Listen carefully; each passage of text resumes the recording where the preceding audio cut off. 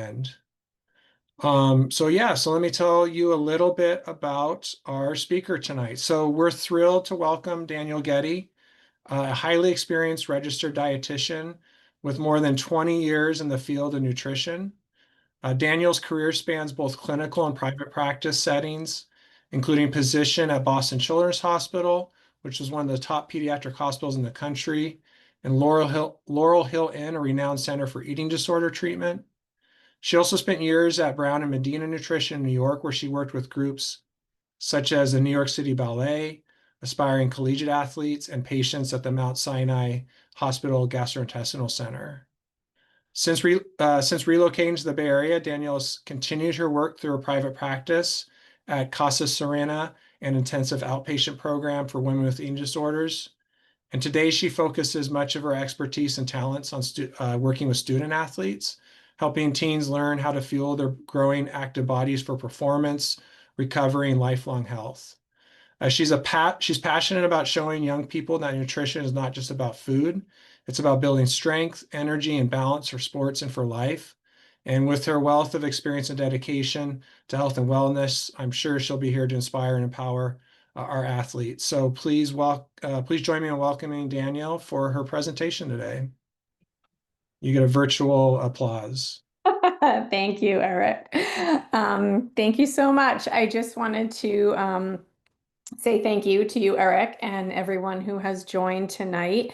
It's a pleasure to be here, and I know, if athletes, parents, coaches, you guys have busy schedules, so thank you for taking the time to join, and also thank you, Eric, for mentioning that about questions. So I know we have about an hour. I'm gonna try to go through this in a timely manner. I'm covering, a couple of different areas tonight. So if you can, please save your questions till the end. And as Eric mentioned, you can put them in the chat as we go along. That would be great. Okay, so I am going to share my screen, and I'm not like the most tech savvy person, so you're gonna have to give me a minute. Okay, can everyone see that? Yeah, Yeah, it looks Eric. good. It looks good on my end. Okay, all right, great. Okay, so here we go. Eating smart. So eating smart, in my mind, delays fatigue, prevents injury or enhances healing, improves performance on or off the field, and gives you a psychological edge. Okay, so eating smart is not only for your body, but it's also for your mind. Okay, so most of us have heard of the food groups, different food groups. Well, I like to focus on the 6 essential nutrients. Okay, essential meaning we need these for life. Our bodies need these 6 nutrients to survive. Okay, so we have carbohydrates. Again, you'll see these bullet points on the presentation. This is just a few of the main things that these nutrients do for our bodies, not everything. So carbohydrates, main source of energy, okay? They fuel our brain and they provide us with short-term energy and energy storage. But mainly they do provide us with that short-term energy, okay? Proteins, muscle growth, repair, and maintenance, helps to carry oxygen throughout our body and regulate your blood sugar. Fats, stored energy, okay, transportation, absorption of vitamins, minerals, and hormones, and helps to protect our organs and support our cell growth, okay. The difference between the stored energy and the quick energy, we are going to get into like during the presentation. All right, vitamins and minerals are similar. Vitamins boost the immune system, fights infection, helps wound healing, supports normal growth and development, helps your cells and organs to do their jobs. Minerals, more supports of bone and teeth, control fluids inside and outside of our organs. A big one is our heart. We'll talk a little bit more about that. And again, supports heart function. Water keeps you hydrated, helps our joints move, supports organ function, and helps your digestion. So again, These are essential. We need all of them, no matter what you hear out there. All right. Now let's say this is not, my thing isn't moving here. Oh, there we go. Okay. So balance is the key. All right. So I'm going to focus more on what's in the middle of this slide. Okay. The power plate. You can kind of read over, the examples on the side of the fats, proteins, and carbs. Again, just a few examples. But this power plate is really made for athletes. All right, so this is an example of, your plated a meal. All right, we have our grains, which again are going to give us that quick energy. We have our lean proteins, okay? And then we have this side, well, to my right, but your veggies. And as you can see, there's a couple arrows in the top. Okay, so we call this power up and stand down. So this is really geared towards an athlete who is in training, okay? If you have a big week coming up, you have, 2 games in a row, you want to do what we call power up. So your plate wants to be half of carbohydrates, half of those grains and starchy vegetables, okay? Because you need more of that energy. If you have a week where you're tapering, where maybe you have a couple of days off practice, you're not training as much, you can do stand down. And that is when more of your plate becomes vegetables, right? So you're not providing your body with as much of that energy storage as you would if you had a big week, of competition. Okay. So in addition to that, we have our healthy fats in the middle. Okay. You always want to add that. This obviously is a good example if you're having like rice, chicken, I don't know, green beans and salad. But this can also look like a combination meal. And what that is, it's a meal that, a bowl, a rice bowl, a taco bowl. You have rice, you have some taco meat, vegetables in there, and you have some avocado, okay? It doesn't always have to be in this plate format, but that's the best way to explain it, all right? Um, the other piece that's important to think about when you are serving yourself meals, you're having your meals and snacks, is it's yes, definitely about what you're providing, putting in your body, but it's also about how you're putting that food in your body. And what I mean by that is there's a little box on the side and it says eat mindfully. Okay. When you can, try to slow down when you're eating. Try to sit down at a table, take smaller bites, have some water with your meal. Okay. Try to focus on what you are putting into your body, the fuel that you're providing it. It just helps you become more mindful of what you're eating. Okay. And this is a really good tool, really, for the rest of your life. Right. Okay. So, athletes, fueling your body the right way. So, as we went over the nutrients, too much of the nutrients, okay, can lead to stored energy, over time. Most of the time, athletes aren't having that problem, okay? They're struggling with not getting enough, okay? So, too little of the nutrients that you need for your body can lead to a lot of different things.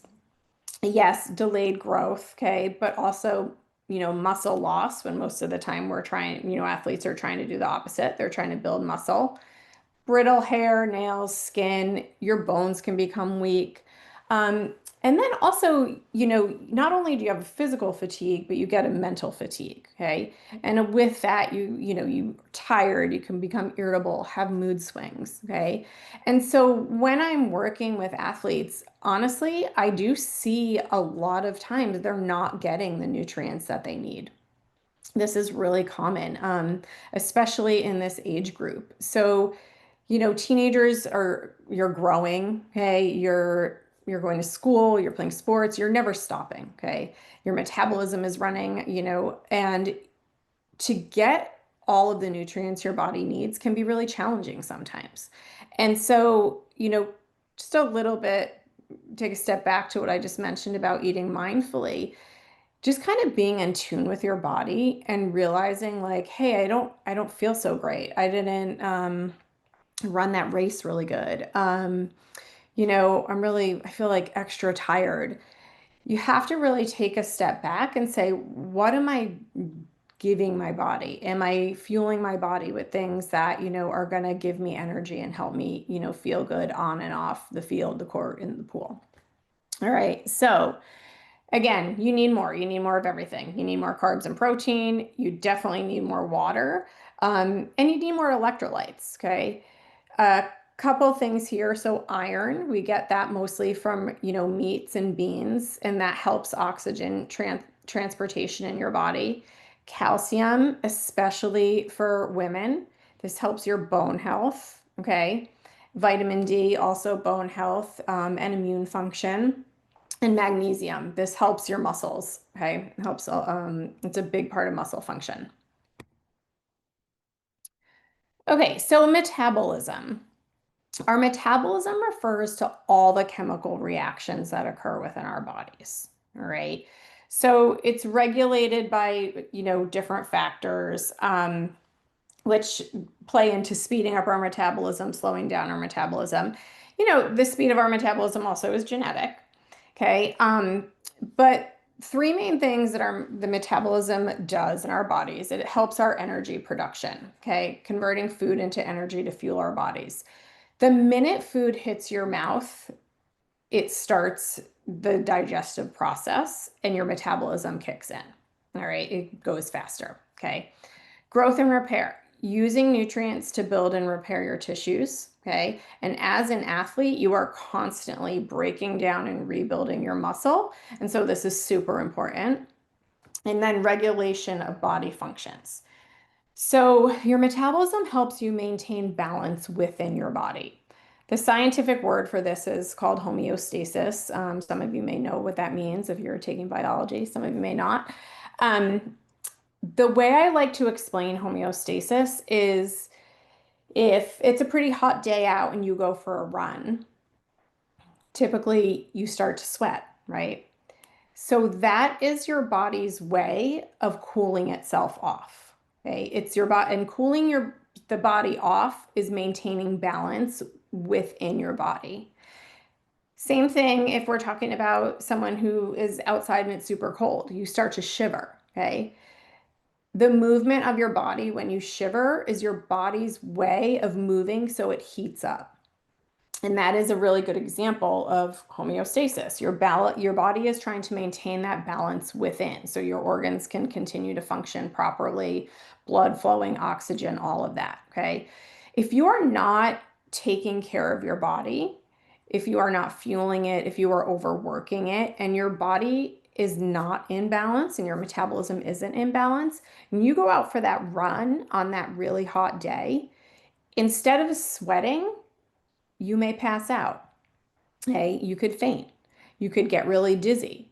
Those are signs that your metabolism is not where it needs to be because of what's going on inside your body. Okay. Um, so this is kind of on still talking about metabolism. We're going to talk about some eating strategies. Athlete or not, this is a really good strategy to follow. Okay. So, one way to think about our metabolisms is it is very comparable to kind of how our blood sugar works in our body. All right. So ideally, you want your blood sugar to stay stable throughout the day, right? Because then you're not, if your blood sugar drops, most people can feel that. You may get shaky, you may get a headache, you get super hungry. Okay. And we really like it to stay stable. Well, we want to do the same with our metabolism. You really ideally want your metabolism to be stable throughout the day. Okay. This isn't always ideal. Obviously, things happen in life, but eating is a huge piece of this. Okay. So to support your metabolism and your blood sugar, you really want to eat throughout the day, every 2 to 4 hours. And along with that, in every 2 to 4 hours, you want to have a mix of those nutrients that we talked about. So when we look at this chart, let's look at A, the purple line. Okay, so the purple line looks like mountains. It's going up and down. So what's happening here is an example would be if you got up, you say you got up late for school, you're running out the door. Oh, I don't have time for breakfast, but I know I should eat. And you grab a bagel, plain bagel, nothing on it. And yes, you're thinking this is better than nothing. getting some carbs, correct, but that's the first thing you're putting in your body. And what did we talk about carbs do? Carbs are quick energy. So a carbohydrate by itself is going to break down within your system extremely fast. Okay. So you eat that bagel, and pretty much within 30 to 45 minutes, you're probably hungry. Okay. Your body's used it, your metabolism has broken it down. So what happens is when you're eating it, your body's like, great, they're eating, and your metabolism shoots up. But there's nothing to sustain that metabolism because it's just carbohydrates. So it shoots back down. And that's when, kind of along with your blood sugar, and that's when we start to maybe feel irritable or dizzy or just super hungry. And when that happens, typically the first thing we go for would be another form of carbohydrates. It's easy, it's quick, that's what we're craving, or some type of sugar, right? Because I'm super hungry, I need to get this in. And so this trend continues, this up and down, okay? But now let's look at the green line. So, same situation in the morning, even if you're running late. So, you grab that bagel. If you had time, you could put an egg on it for protein, peanut butter for protein, okay? Or you could grab a protein shake to have with it, or you could grab trail mix to have with it. If you paired a type of protein and some healthy fats with that bagel, the way the food breaks down in your body completely changes. Okay. Your metabolism has to work harder and longer to break down proteins and fats. So, anytime you're having a combination of food of carbohydrates and proteins and fats, your metabolism again slow it's not shooting up, but it's working harder and it's working steadier for a longer period of time. So if you have that bagel with peanut butter, you're going to be full for probably 2 to 3 hours because A, you're giving your body more to fill it up, but you're also helping your metabolism stay steady for a longer period of time. And when we do this, we then typically get cues. Oh, it's been 3 hours since I ate, I'm kind of hungry, rather than these rapid ups and downs. And so therefore you have more time to say, okay, I'm going to grab this to eat, or maybe, you planned a lunch out or you have a snack in your backpack. And again, you really want that to be a combination snack if you can do that, a combination of protein and carbs to continue this trend of steady metabolism throughout the day. Okay. So not only does this help support kind of your mental state, but physically it's going to give you lasting energy versus ups and downs in your metabolism and therefore your energy. Okay, so I know that was a lot, so please put any questions in the chat, but hopefully everyone that made sense to everyone. Okay, kind of shifting gears a little bit here. So when less is not more. So we're going to talk a little bit about the negative impact of underfeeding your body when you are an athlete. Okay. So sometimes this is something that occurs by accident, honestly, because maybe you don't have the time, maybe you're just working out more than your body can handle. You're just not fueling it the right way. You just don't know how much you need. And sometimes it happens on purpose. All right. A couple things to keep in mind. Food first. Your body will always absorb nutrients from food before it will from a supplement. So if you're thinking, well, I don't know, I didn't have time to, eat a ton of dairy this week. So I'm just going to take some calcium supplements. It's not the same. Okay. Um, Typically, like a cup of yogurt will have 200 milligrams of calcium in it. All right. Your body will pretty much absorb all of that if you eat the yogurt. A calcium supplement typically has 300 milligrams of calcium in it. Your body will maybe absorb half. Okay. So you always want to think of food first. Okay.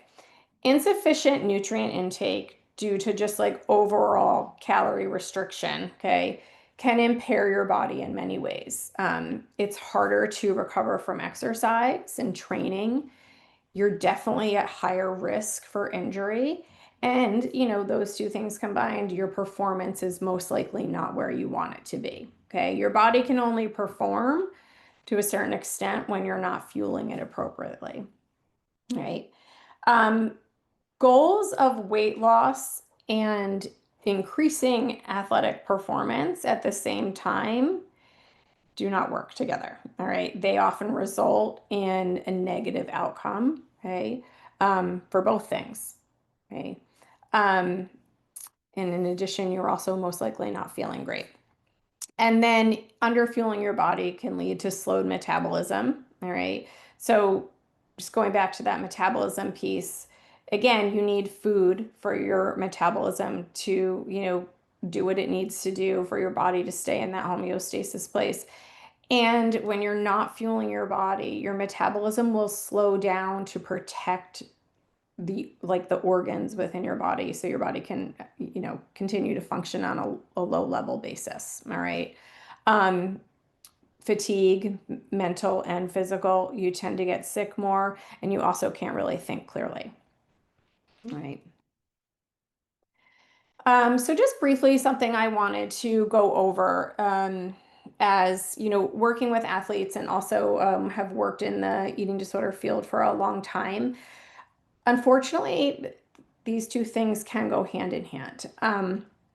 I'm sure a lot of you know what these eating disorders are. I'm just going to briefly explain them. So, anorexia nervosa is calorie restriction. It's when someone is not taking in enough of any nutrients, any calories for their body to really function. So, the impact it can have on you is obviously, you become very fatigued, your strength decreases, impaired endurance, and you really compromise your health. Okay. So, your bone health, especially, right? Your bones, and this can be like a long lasting issue of anorexia. Okay. So, someone may struggle with this illness early on. And if it's during their teenage years where their body's developing and your bones are still growing, the effects of anorexia can last for years and years and sometimes forever. Your bones can continue to be weak from that. Okay. Bulimia nervosa. So this is when someone tends to take in a lot of calories. We call it binging, and then they will typically vomit after. All right. Um, so this can be very harmful to your organs, causes dehydration, electrolyte imbalance, and GI issues. Okay. If someone is struggling with bulimia and they are, vomiting often, you tend to get ulcers in your esophagus. It can really cause a lot of GI upset.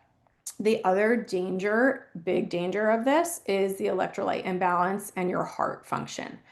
Okay, so your electrolyte balance has a lot to do with your vitals and your heart rate. And typically, people who struggle with bulimia tend to have a lot of heart arrhythmias, and they can definitely, have heart attacks if it gets to, a really bad place. Okay. Um, Binge eating disorder is similar to bulimia without the purging. Okay. But it can lead to weight gain, poor self-esteem, health issues such as diabetes and cardiovascular issues. And it definitely affects an athlete's performance and their well-being. Orthorexia is something you don't hear about that much, but this is when someone becomes overly obsessed with basically just eating fruits and vegetables. Um, and obviously, as we talked about in that, the beginning of the lecture, you're definitely not getting the essential nutrients your body needs. And therefore, you tend to have nutrient deficiencies, which can lead to illness and obviously impact an athlete's performance, especially. And then there's exercise bulimia. This is similar to bulimia nervosa, except there's no purging. The person is trying to get rid of the calories by over exercising, like hours and hours and hours and hours. This is extremely hard on the muscles and the bones, and obviously wear and tear on your body, and just overall affects your athletic performance.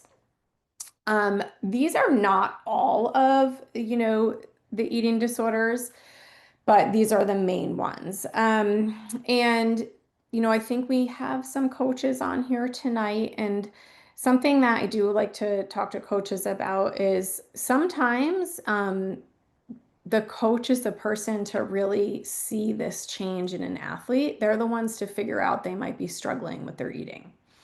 Um, and you see these athletes on the field, and sometimes you see them off the field, but you see their performance changing. You might notice maybe someone has lost some weight. And so just to kind of always keep an eye out for that can be really helpful. Okay, so we're shifting gears again.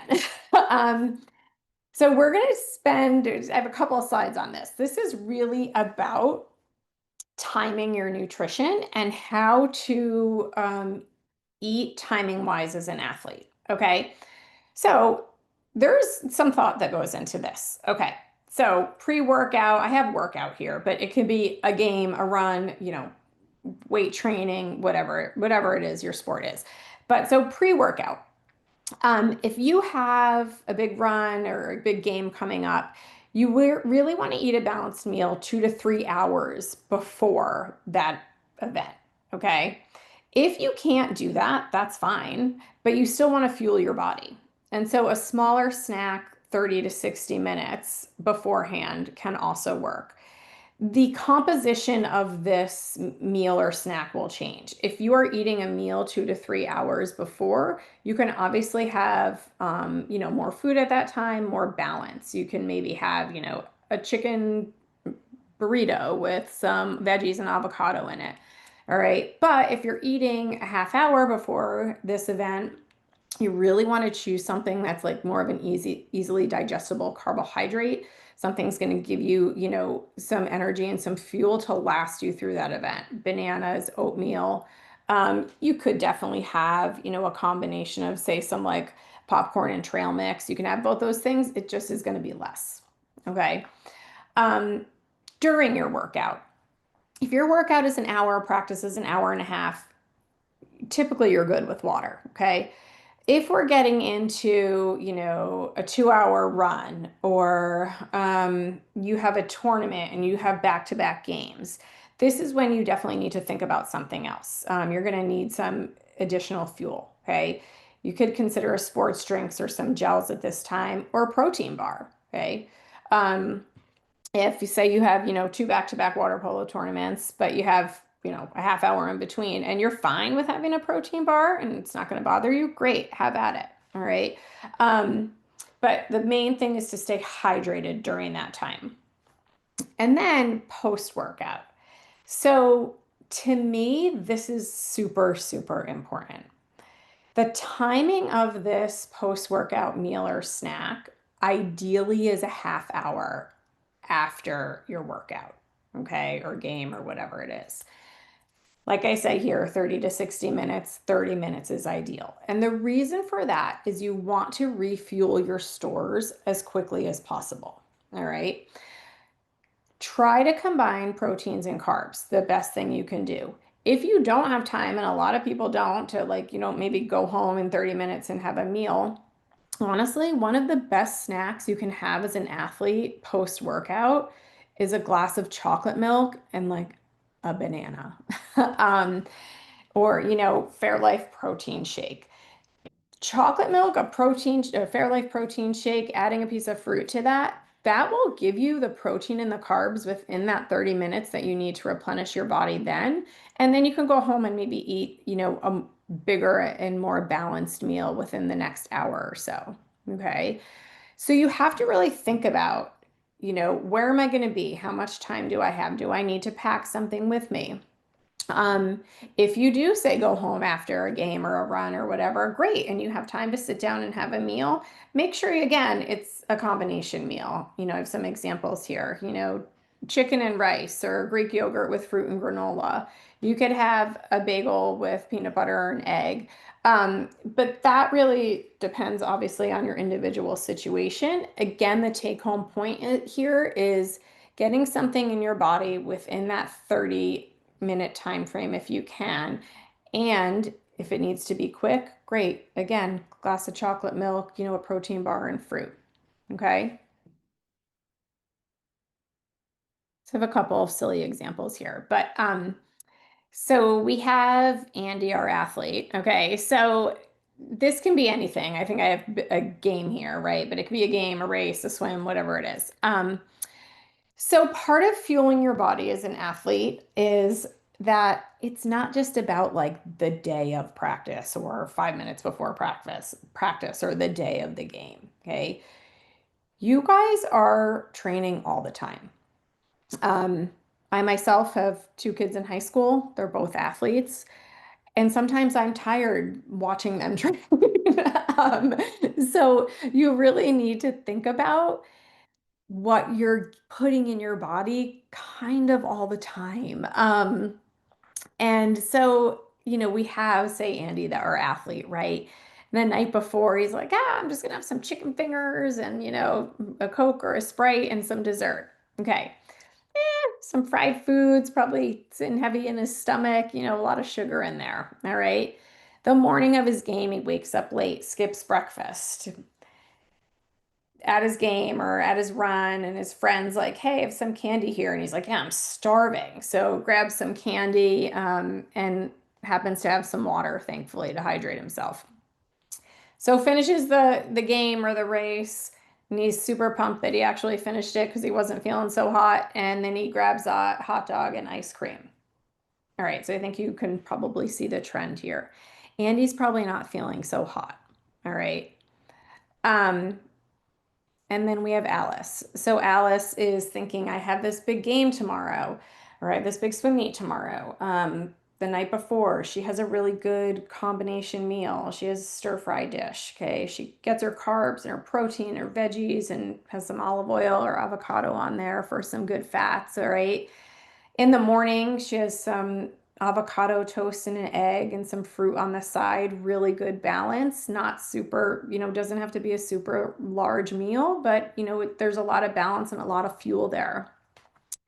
Right before her game, so she has a banana and some water. Okay. If it's longer, you have to plan for that. And then post game, she hydrates right away and has a sub sandwich. Okay. Again, a really good combination meal. Okay. Alice is probably feeling great. And she's not only feeling great during her game, she's feeling great for the rest of the day. Okay. Because what happens is when you're not fueling your body for these events, it's going to take a toll on your body for a longer period of time than you want. Okay. It's not just going to be, oh, that wasn't a great race or that wasn't a great swim. Hey, you're going to feel pretty badly for, the next few hours, if not the next day. Hey, your body's going to be extra tired. Your muscles are probably going to hurt. Hey, you're going to be low energy. You're mentally going to be tired too.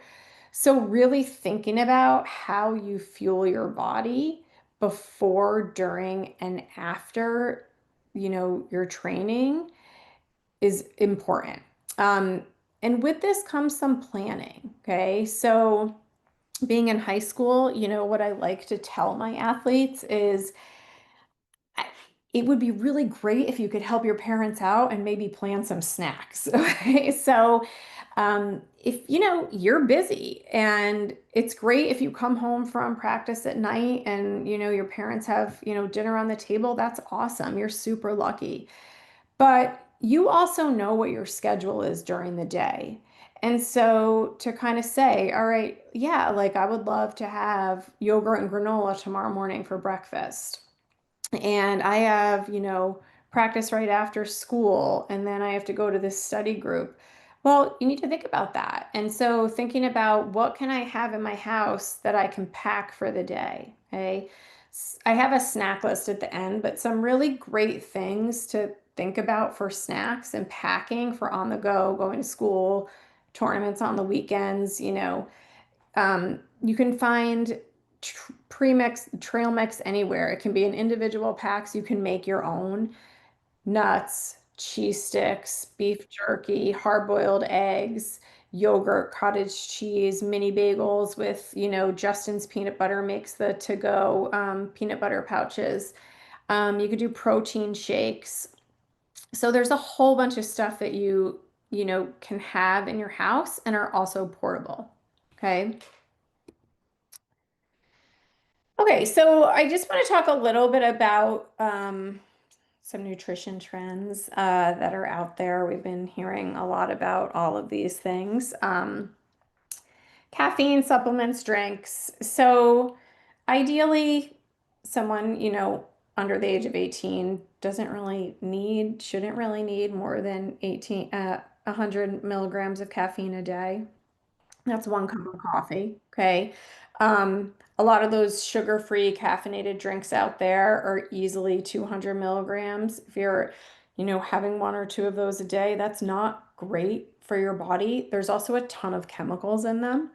Um, but just in terms of, sticking with our fueling your body the appropriate way and eating smart, if you are, going to a practice or a game, automatically you're increasing your heart rate, right? Like you're gonna, you leave class and I don't know, you're on the track team, you go for a run. What does that do? Automatically your body's speeding up, your heart rate's speeding up. Okay. If you have a caffeine drink right before that, you are increasing the risk of, your heart rate going through the roof. Okay. And feeling really badly. Okay. That can like heart palpitations. It can cause you to feel really badly during that run or during that game. And it's also just not good for your body. Okay. So just think about that. Protein powder. Protein, protein, protein. Okay, we all love protein. So, um, protein is great for us. We need it, obviously, essential nutrient. Um, Protein powder is good. It should not replace all of your food. And what I mean by that is if you like to have like a shake in the morning and you need protein, great, put some protein powder in it. But that should be it for the day. Okay. It shouldn't be like your meal supplement for breakfast, lunch, and dinner. Okay. It's great, but we should also be eating real food. All right. Um, the thing with protein powder and what in creatine, I'm gonna talk about next. One of the most important things with these supplements is that you need to look for a clean product. And what I mean by that is it really should be NSF approved. Okay. This means it's been checked by a third party checked and it is safe for sports. Okay. I have like the little examples of the labels on the bottom. Your products should have those labels on them. Okay. If they don't, it means they weren't third party fact checked and there's a chance that there's other things in that we don't know about and we don't know what they are. Okay. Um, so protein powder. So, again, I have a couple brands on here. They make protein powder. It's vegan. You can have a whey protein powder. All these brands that are up there are third party checked and really good brands. But again, you're not using it for all your meals. Okay. It's once a day or if you really struggle with getting more protein. All right. And then we have creatine. So creatine is actually a compound formed in protein metabolism and is in many of the living tissue cells in our body. All right. Um, this should never replace food. Creatine isn't like protein powder you're getting, yes, some protein but creatine is not, okay? So it shouldn't replace food. Um, you don't really need that much, despite what some reports say. And if you are taking creatine, it would start out with a low amount, 3 to 5 grams a day. A lot of people don't need more than that. This is kind of individual, and I would recommend that if you are, taking more or you want to take more, that you speak to a professional about it. Um, you really should take it before or after a workout. And excuse me, it can cause in the first few weeks that you use it just some bloating. And so you just need to make sure you're drinking a lot of water. Okay. And again, if anyone has questions about those things, feel free to put it in the chat.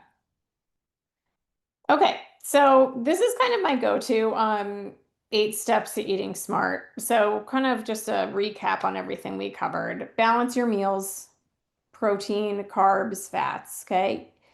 Do not go a long period of time without eating. You really want to focus on eating every 2 to 4 hours, again, for metabolism and blood sugar stability.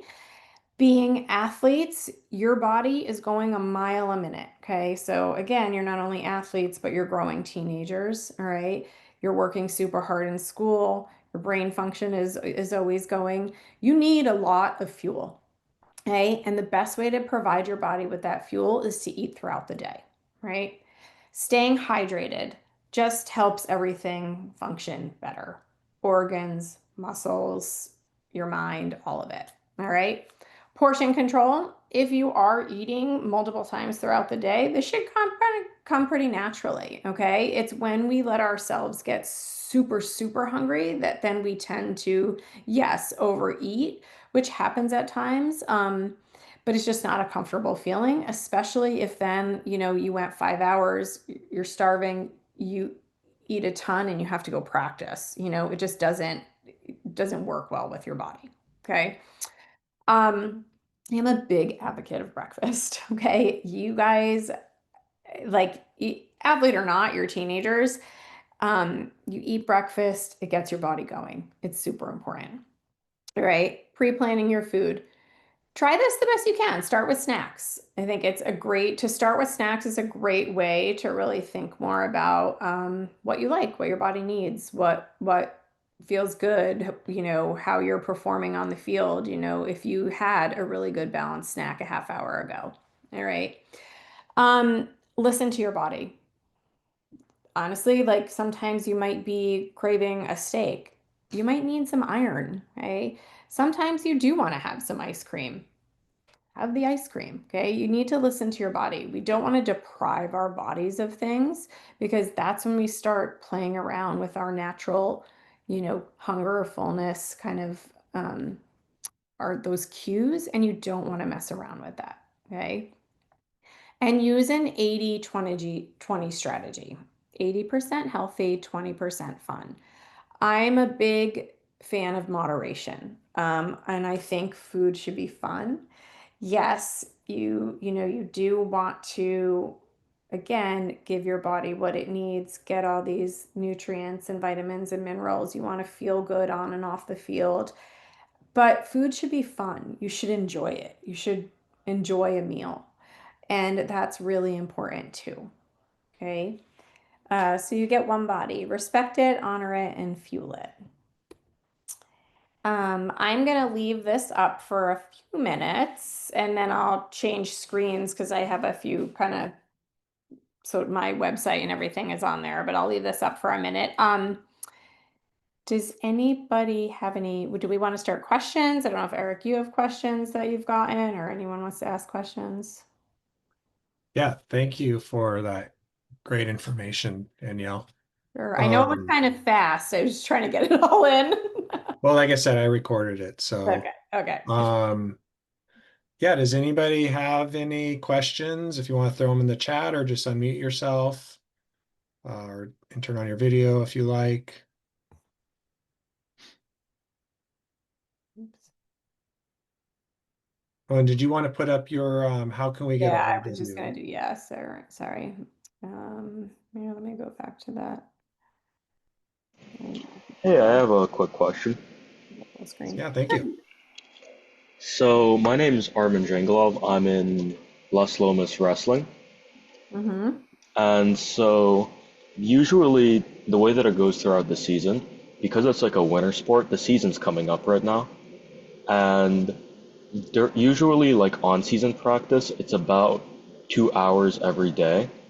And so, that doesn't really leave much time to like actually digest anything during the workout because like you try and eat something during it, you will be throwing up during conditioning, and so it's not going to be very smart. And so like, how would you be able to go through that? Mm-hmm. That's a great question. So I would probably really focus on eating smaller, obviously smaller amounts, but like snacks that maybe like our combination, but very small. So like if you could have a protein bar and feel like, okay, I could digest that and that would be fine, that would be a good option. The other thing would be like, honestly, you could have a small amount of like a trail mix or nuts, and you can make your own like pretzels, nuts, popcorn, something like that. But definitely smaller amounts of snacks like that. Honestly, even like a cheese stick and a couple, like a piece of fruit, a small piece of fruit, or like beef jerky, and again, like maybe a clementine, or, even like an applesauce packet. I know that sounds weird, but those like squeeze packets, like with a cheese stick, you're literally getting like not a ton of calories, 150, but you're getting some carbs and some protein, and you could digest that pretty fast. Does that make sense? Yeah, that makes sense. The other thing, if you can, if you're not like allergic to nuts, but the peanut butter packs I was talking about. So Yeah. Justin makes, yeah, the travel peanut butter packs. They're great. It's like 2 tablespoons of peanut butter. You could have that quickly. You could have it with half a banana if you wanted to, and that would be like an awesome snack. Okay. But you're gonna have to focus on small amounts and, just splitting that up. Okay, cool. Yeah, great question. Any video questions? I have a couple of questions in the chat. What are good foods to eat before a game or a hard run? Like, so pre-competition foods. Yeah. So easily digestible carbohydrates. If so, again, we go back to the timing. If it's right before, a half hour before, 45 minutes before, you definitely want to stick to something smaller and something that your body's going to digest easily. A banana. I mean, you could do a small, thing of oatmeal. You could do a protein bar. If you're fine with drinking something, you could even do like, a protein shake, but you want to do something that is not going to sit in your stomach. If you have a longer period of time, if it's 2 to 3 hours before, I mean, honestly, a great thing would be, a tortilla with some grilled chicken and, avocado, cheese, lettuce, tomato in there if you had that time. But again, it's really about the timing. Um, so right before we go back, you could even do cheese and crackers. A really easy snack to have that you can make yourself. And sometimes I'll make like a really big batch of this and then put it in Ziploc bags so my kids can take it, is popcorn, almonds, and I'll throw like some M&Ms in there or chocolate chips. And honestly, you're getting carbs, protein, and just a little bit of sweetness, and your body will digest popcorn super fast. So that's a pretty good go-to snack within like a half hour before or something. Great recommendation. I have another question. Are there different recommendations based on the sport? So, for example, for running short distance track races versus long distance cross country race. Um, Great question. Yes and no. So, depending on the sport, like if we're not just talking about track, the guidelines are still fairly, pretty much the same. But yes, if we are talking about running, um, you are going to want to eat slightly differently if you're going and you're running like, a 5 mile cross country race versus a sprint. All right. So with a sprint, you're not going to want to eat that much right beforehand, and it should be very, easily digestible. Like again, a form of carbohydrates, of fruit, banana, pretzels, popcorn. And it shouldn't be that much. If you are running a longer race, that's when you're going to need more of a combination snack, and you really want to try to eat that a good 1 to 2 hours before the race so you can have time to digest it, and then you will still have that lasting energy because you had the combination of foods. Is there any recommended amount of water the kids should drink before, during, and after their sport? So water amounts. Honestly, it's more about drinking water throughout the day. So hydration really isn't um like you can't take care of it right away. And what I mean by that is if you are thirsty, if you're really thirsty, your body's already dehydrated. And so It's really important in order to stay hydrated that you're drinking throughout the day. And I would honestly not recommend if if you haven't been drinking throughout the day and all of a sudden you're like, oh, I have to go run this big race. You shouldn't sit there and drink like, 64 ounces of water. That's not great for your system either. It really should be spaced out. And so, yeah, you can drink. I would say, maybe try to drink 12 to 16 ounces before a game or a race or something. But ideally, you want to be hydrating your body throughout the day. And just related to the hydration questions, what do you think about the hydration packs like Liquid IV or Element? Are those okay for teens to use?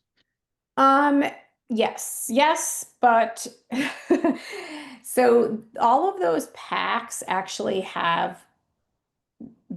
they have electrolytes in them. Some of them have some different ingredients. So I'll break it down. Liquid IV has a lot of sodium in it. Whereas like Noon, the NUUN one is really balanced and really just has a good amount of electrolytes, not a ton of sugar. And so you want to check that because if you're eating appropriately, you don't necessarily need a hydration pack. If you're struggling with getting like, some more fruits and vegetables in, because, a lot of electrolytes are in there, but then yes, you can take one. I wouldn't take more than one a day. And the other thing is if you're like, some people sweat more. If you are a big sweater, this is probably more for runners or honestly even like football players. If you're out there and it's really hot, and you're, sweating a lot, then yeah, that would be a good option. Um, but you do want to look at, excuse me, the amount of sugar and sodium in those packs. It should have some, it shouldn't have, 300% of your daily value. And just to like, so anyone who's on here, and I can put it up at the end, but I do have an Instagram page and I do like posts about these things. And I did one about that a couple of weeks ago, and it actually breaks, I think, like 4 brands down. Yeah, that'd be great. And then it looks like our last question so far is, when looking for protein bars, are there any ingredients we should steer away from? That's a great question. Ideally, you just want to try to have a protein bar that doesn't have a ton of ingredients in it. Most of them are going to have similar ingredients for shelf stability, and flavor. And these days, a lot of them don't have something that I would say, like, no, never, that's going to be horrible for you. And it's not going to be in that much, the amount's not going to be that great. But if you have a protein bar and there's, I don't know, 35 ingredients on the label, I would try to pick a different one. There's plenty of bars out there that have under 10 ingredients in them and give you all you need. And so just really focus on that. The protein bar, again, this is something else like if it has more than 20 grams of protein, really need to look at like what else might be in there. 20 grams of protein is a lot for a bar. More than that, I don't know, we kind of get into what else is in there to give it that protein. So I try to stick to like Kind bars, RX bars. They have really Pro Mix bars. They don't have a ton of ingredients in them. And the other thing with the protein bars is make sure you're hydrated because they're very condensed. And so you want to make sure you're hydrated to be able to move that through your body. Great. So I think that's all the questions. Anybody else have any questions? All right. Well, thank you for everybody who posted the questions. So yeah, so Danielle, how do we get a hold of you? Yeah, so I just put my email on my Instagram page and I will put, sorry, I think I stopped sharing my page and the one that had that and my website on there. So you can email me, You can follow me on Instagram, message me, or on my website, there is a direct contact button too, and it goes straight to my email. So anyone, please feel free to email me some questions if you have, questions that come up. I do have a private practice in Concord, and I don't know. I mean, my office is in a gym. I work with two great trainers there. So I, do lots of different things in my practice, from just meeting, for an initial consult, to helping, kids going to college, athletes try, planning for tournaments, to going and like grocery shopping with people. So um, yeah, but please feel free to email me, and let me know if you have any questions about anything. Great. I'll send along your contacts when I do a Thank you. post presentation follow up. So, Okay, great. all right. Well, great. Well, thank you so much for joining us for Yeah, our first POW seminar. Thought it went great, and we really appreciate your time. yeah, thank you for And having me. It was great. yeah, absolutely. All right. Well, thank you everybody, and please be on the lookout for upcoming POW seminars, and go Knights. Thanks, Danielle. No problem. Thank you. Have a good night. All right. Take care, everybody. Bye.